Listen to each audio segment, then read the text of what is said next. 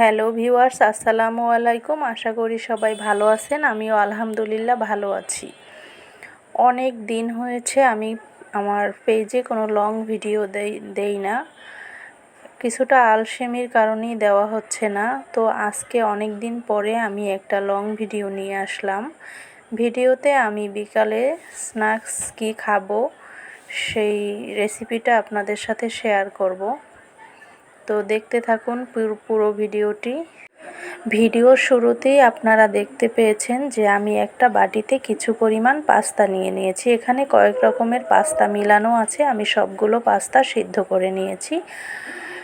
আর আমি white sauce pasta রান্না করব। অনেক দিন ধরে চিন্তা করতেছি যে আমি একটু হোয়াইট সস পাস্তা রান্না করব, তো করা হচ্ছে না। তো আজকে হঠাৎ করে আমি সব কিছু রেডি করে ফেলছিলাম পাস্তা রান্না করতে করতে যা লাগে।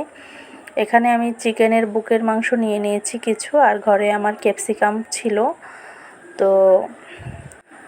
তো আমি মুরগির মাংসটা সব রকমের সস বা যা যা লাগে তাই দিয়ে এটাকে আমি একটু রান্না করে নিলাম। তারপরে আমি এখানে পেঁয়াজ দিয়ে দিয়েছি ক্যাপসিকামটা একটু ভাজার জন্য, কারণ এটা ডিপ ফ্রিজে ছিল। এটা এর থেকে একটু পানি বের হবে, তাই এটা আমি আলাদা একটু ভেজে নিব। আর এইদিকে সায়ান সেই অনেকক্ষণ আগের থেকেই কফি মিক্সড করতেছে, চিনি আর কফি একসাথে। সে রেস্টুরেন্ট স্টাইলে কফি বানাবে, উপরে যেন একটু ফমিং টাইপ থাকে ওই রকম করে। তাই সে এগুলো বসে বসে চামিচ দিয়ে নাড়তেছিল।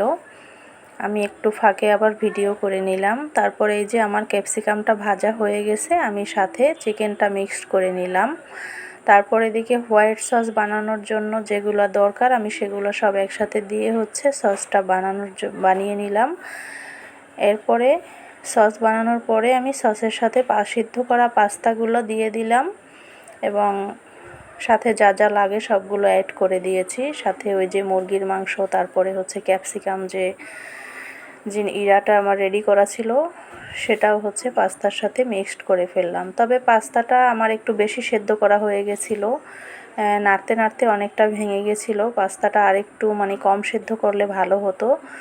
যাই হোক, তারপরও খেতে অনেক মজা লাগছে। আপনারাও এরকম খেয়ে দেখবেন। এই যে রান্না করা শেষে আমরা এখন পরিবেশন করব।